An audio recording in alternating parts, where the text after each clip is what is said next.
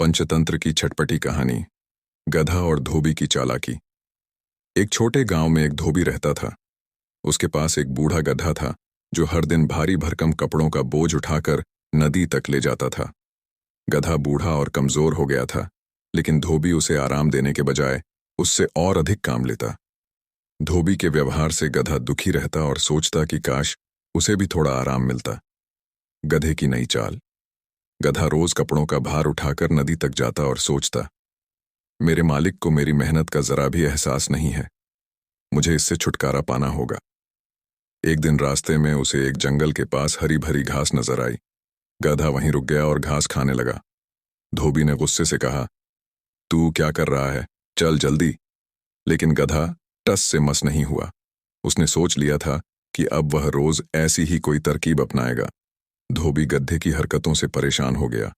वह सोचने लगा, अगर यह इसी तरह करता रहा तो मेरे काम का क्या होगा, मुझे इसे सबक सिखाना होगा।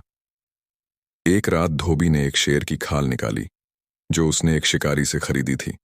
उसने खाल को गड्ढे पर डालते हुए कहा, अब तू जंगल में जाएगा और शेर की तरह दिखाई देगा। गांव वाले तुझे डरकर दूर से देखेंगे और तू आसानी से हरी घास खा सकेगा। लेकिन याद रखना, ज्यादा मस्ती मत करना, वरना तेरी असलियत सबके सामने आ जाएगी। गधा खुश हो गया और बोला, यह तो मजेदार योजना है, अब मुझे आराम मिलेगा और पेट भी भरेगा। अगली सुबह डनकी शेर की खाल पहनकर जंगल में चला गया। वह हरी घास खाने लगा और दूर से गांव वाले उसे देखकर डर गए। सभी ने सोचा कि जंगल में शेर आ गया है। लोग अपनी जान बचाने के लिए वहां से भाग खड़े हुए।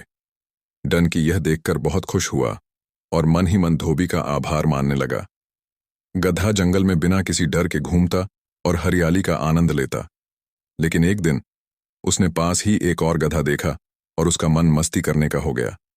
उसने जोर जोर से ढेंचू ढेंचू करना शुरू कर दिया। उसकी आवाज सुनते ही गांव वालों को शक हो गया। उन्होंने सोचा, अरे ये शेर नहीं बल्कि गधे की आवाज है। लोग डंडे और लाठियां लेकर उसकी ओर भागे। गांव वालों ने गधे को पकड़कर उसकी शेर की खाल उतार दी।